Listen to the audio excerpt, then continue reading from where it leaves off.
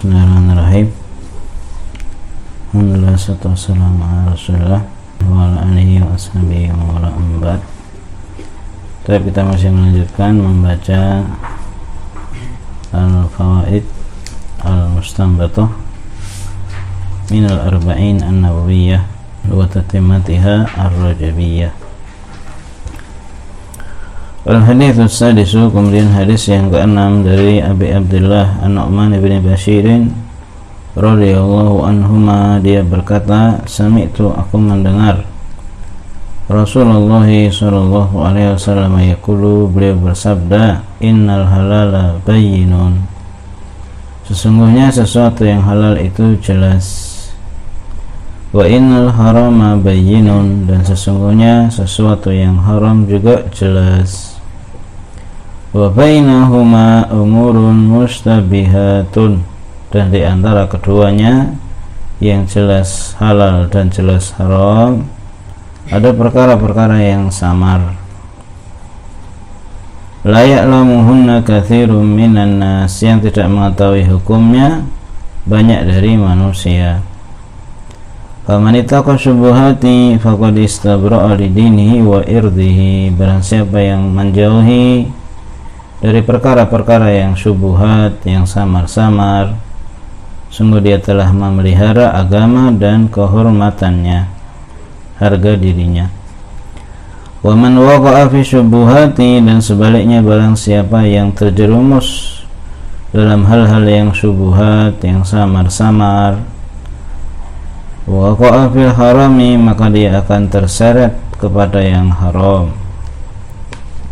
Karra'i yar'a haulal hima, seperti seorang penggembala yang menggembala di sekeliling daerah larangan. Yushiku an yarta'a fihi, hampir-hampir dia itu gembalaannya itu masuk, yaitu merumput di daerah larangan. Ala ketahuilah, wa inna likulli malikin himan, sesungguhnya setiap raja memiliki daerah larangan. Ala wa inna himallahi maharimuhu, ketahuilah sesungguhnya daerah larangan Allah adalah apa-apa yang diharamkannya.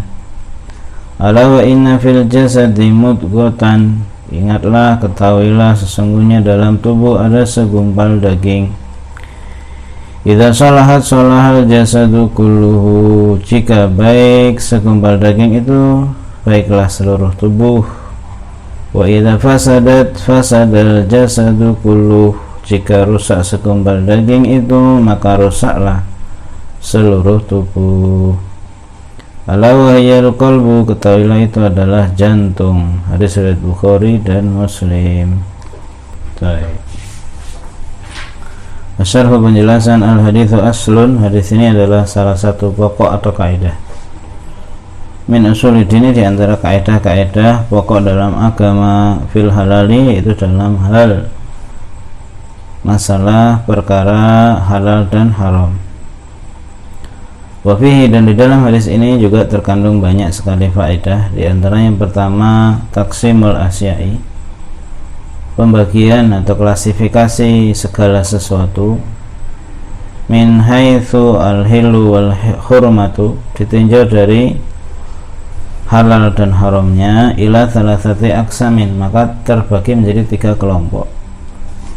Halalun bayyinun, suatu halal yang jelas halalnya, wa haramun bayyinun, dan haram yang jelas haramnya, wa mustabahun, dan ada yang ketiga yaitu suatu yang samar-samar. Wa hadza taqsimu syamilun, dan pembagian ini meliputi lil mataimi, berbagai jenis makanan, wal masyaribi, dan berbagai jenis minuman, wal malabisi, dan berbagai jenis pakaian, wal manakihi, dan berbagai jenis yaitu pernikahan,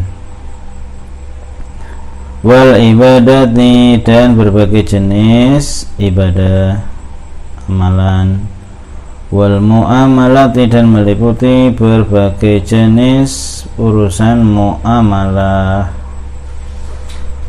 Wal haram minhu, sesuatu yang haram, ma hurrima lihaqillahi, sebagiannya ada yang merupakan sesuatu yang diharamkan karena kaitannya dengan hak Allah. Seperti apa? Kal maitati, seperti haramnya bangkai, wadami, darah, wal khinziri, dan babi. Wa minhu, sebagian lagi, ma hurima, ada hal-hal yang diharamkan lihaqqil abdi, karena berkaitan dengan hak hamba. Seperti haramnya apa? Kal maksubi, haramnya sesuatu yang dirampas, barang rampasan. Wal masruki, atau hasil curian, itu haram berkaitan dengan hak hamba. Wal halal minhu ma nassa syar'u ala hillihi, dan suatu yang halal itu sebagiannya ada yang ditegaskan oleh syariat tentang halalnya. Kabahimatil an'ami, seperti binatang ternak, wasoitil bahari, dan juga seperti buruan laut, yaitu hewan laut. Wa minhuma sakata anhu syar'u, dan sebagian yang halal itu ada juga yang didiamkan oleh syariat, tidak disebutkan hukumnya. Seperti apa? Mislu anwa'i toiri, seperti macam-macam burung, berbagai macam jenis burung, ayam dan semacamnya. Mimma laisa lahu mikhlabun atau makhlabun, yaitu yang burung-burung yang tidak memiliki kuku untuk mencakar, maksudnya tidak memiliki kuku yang untuk mencengkeram musuhnya, kuku tajam maksudnya. Wal mustabahu, dan ada juga sesuatu yang samar. Mata jadzabathul adilatu, yaitu suatu hal yang ditarik-tarik oleh dalil-dalil, ditarik ke sana kemari. Al muqtadayatul hilli wal hurmati, atau tertarik, artinya terkelompokkan oleh berbagai tuntutan muqtadiyat, yaitu faktor-faktor yang menentukan halal dan haram. Di sana ada hal-hal yang membuat dia masuk kelompok yang halal, dan ada faktor-faktor yang membuat dia itu bisa dikelompokkan ke yang haram. Jadi banyak faktor di situ yang membuat samar, tercampur maksudnya. Fayusgilu hukmuhu, sehingga hukumnya menjadi janggal alias rumit. Ala katsirin minan nasi, seperti bagi banyak orang, perkara-perkara yang bagi banyak orang itu enggak jelasnya halal apa haram. Wa yatabayyanu hukmu li ahlil ilmi, tetapi meskipun demikian jelas hukumnya bagi orang yang berilmu. Fa imma halalun aw haramun, yaitu status perkara yang samar tadi, ya kalau enggak halal ya haram, pasti itu jelas. Fa ma tabayyana lil alimi hiluhu, maka suatu hal yang jelas bagi seorang alim tentang halalnya, iltahaqa indahu bil halal bayini, maka bagi dia itu akan tergabung perkara yang tadinya samar itu menurut orang lain, bagi dia itu halal yang jelas. Wa matabayyana lahu tahrimuhu, dan apa yang jelas baginya haramnya, ya kalau orang punya ilmu dia tahu ini haram. Iltahaqa indahu bil haramil bayyin, maka tergabunglah di sisinya, artinya perkara yang dianggap lain orang lain samar, bagi dia itu haram jelas karena dia punya ilmu. Wa ala hadza, berdasarkan hal ini, faqad yara, terkadang berpendapat seorang alim halalnya sesuatu yang dinilai oleh orang alim lain itu haram. Jadi dua orang alim berbeda pendapat, yang satu mengatakan halal, satu mengatakan haram. Wa maradu hadza ila ijtihadihima, dan sumbernya kenapa kok ada perbedaan ini, karena ijtihadnya mereka berdua. Dengan syarat mereka ahli ijtihad. Faman asaba minhuma falahu ajruni, kalau ada yang benar ijtihadnya ya maka dia mendapat 2 pahala karena dia ahli ijtihad. Wa man akhta'a falahu ajrun wahidun, tapi kalau dia salah misalnya ya tetap dia dapat 1 pahala. Wa khata'uhum maghfurun, dan kesalahannya dia itu diampuni. kalau dia ahli ijtihad. Wa alal muqallidi, dan wajib bagi seorang yang taklid, orang awam, an yaqtadiya, untuk mengikuti bi a'lamihima, untuk mengikuti yang paling alim, wa awthaqihima, dan yang paling terpercaya agamanya, hasaba ma dzahara lahu, sesuai dengan apa yang tampak baginya. Maka dia pilih yang paling alim siapa, yang paling bisa dipercaya siapa, itu yang diikuti fatwanya. Wa tajuruti anil hawa wa ta'assubi, dengan syarat dia juga harus membebaskan diri dari belenggu hawa nafsu dan kefanatikan, sehingga dia memilih pendapat itu benar-benar dengan pertimbangan, bukan karena keinginan atau faktor kepentingan pribadi ataupun fanatisme kelompok.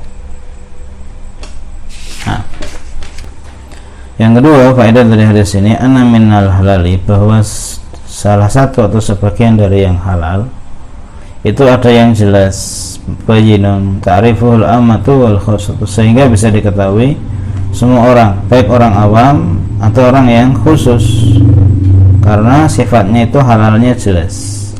Ini yang pertama. Wa minal haramis, demikian juga sebaliknya, untuk hal-hal yang haram sebagiannya ada memang yang jelas sekali, bayinun, sehingga diketahui oleh orang awam maupun yang khusus tentang hukumnya. Contohnya gimana biar jelas? Faminal awali, contoh yang pertama, perkara halal yang jelas itu apa? Makan dan minum dari hasil yang yakhruju minal ardi, maksudnya dari hasil bumi, jagung, padi, gandum.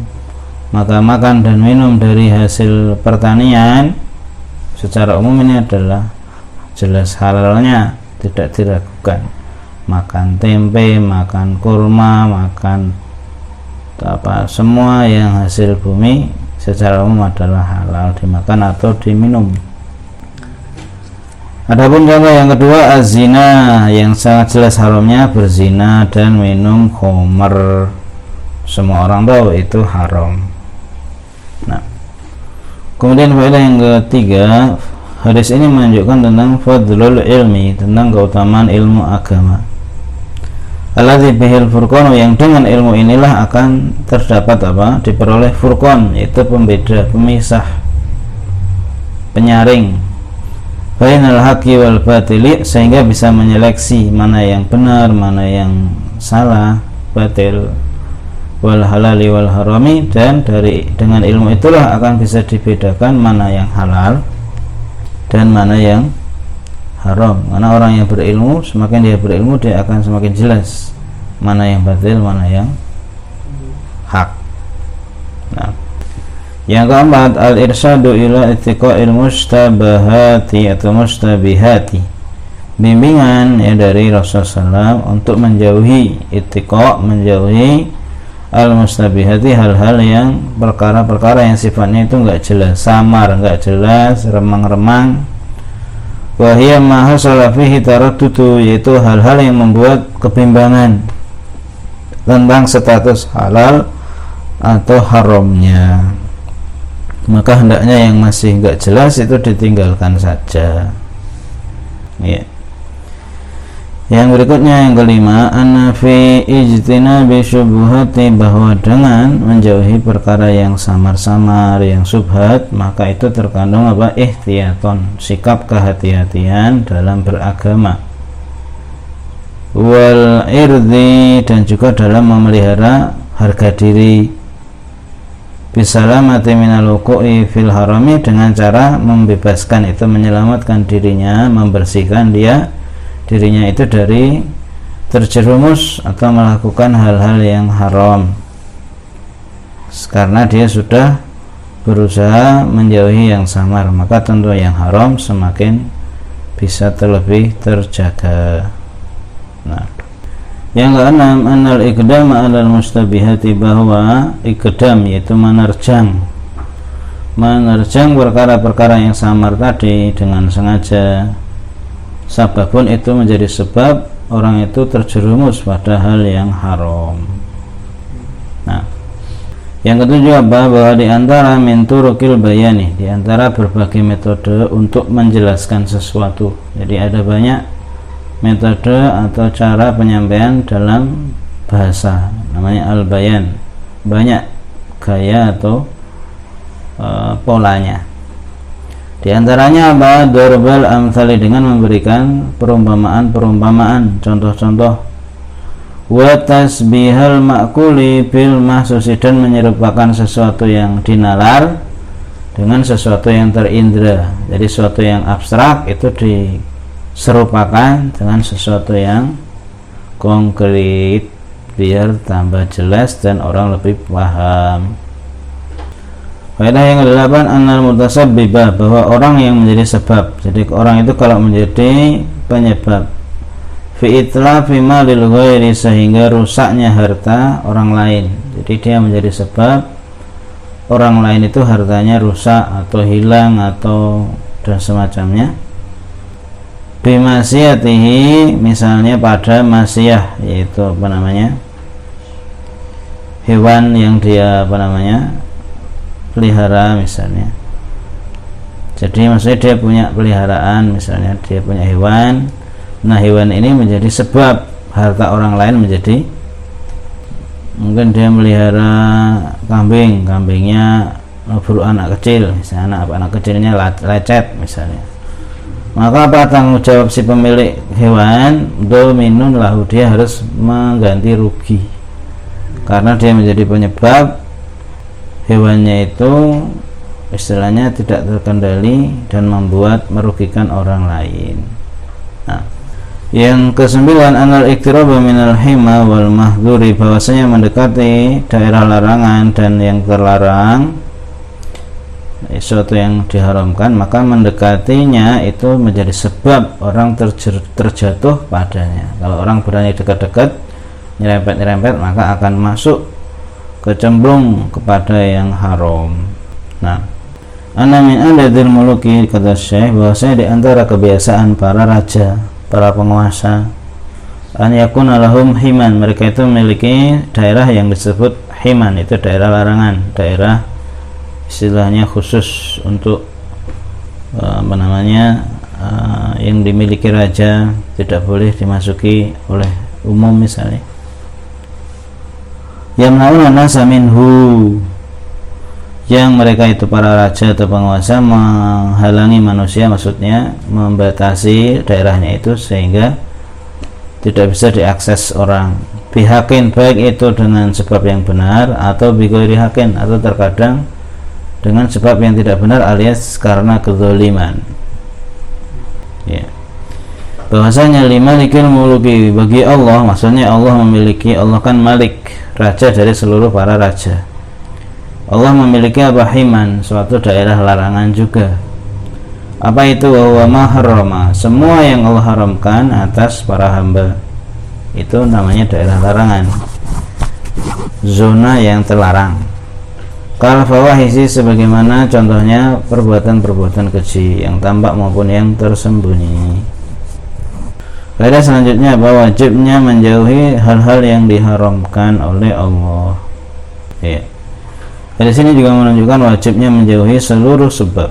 Semua sebab yang mengantarkan menyeret kepada yang haram, maka harus atau wajib untuk dijauhi, tidak boleh dekat-dekat dengannya. Ya. Yang ke-14, anna madar as-salahi, bahwasanya poros baik dan tidaknya, baik dan rusaknya pada diri manusia itu adalah pada jantung. Wasairul jawarihi, dan seluruh anggota badan yang lain secara fisik ini mengikuti keadaan jantung sehat ataupun tidaknya. Demikian juga amal manusia ditentukan oleh hatinya. Kalau hatinya baik, maka amalnya, ya amalan anggota badannya akan baik. Maka qalbu bisa diartikan jantung, bisa juga diartikan hati. Yang ke-15, anna salahal batini, bahwasanya baiknya batin seseorang, apa yang dalam hatinya itu yastalzimu, membuahkan kebaikan pada zahirnya. Kalau batinnya baik, maka zahirnya juga akan baik, itu otomatis. Wa fasadu zahiri, dan rusaknya zahir itu mengkonsekuensikan juga rusaknya batin. Jadi kalau zahirnya rusak, ya otomatis batinnya juga rusak. Qad yasluhu dhahiru ma fasadil batini, dan terkadang orang itu zahirnya bagus tetapi batinnya rusak. Seperti apa contohnya? Kata Syekh, kahalil munafiki wal murai, seperti orang munafik dan orang yang riya, tampilannya bagus tapi isinya jelek. Ya, maka kita berlindung kepada Allah dari keadaan yang semacam itu. Ya, saya kira itu aja dulu, Syekh. Demikian, Nabi Muhammadin wa alihi wasallam.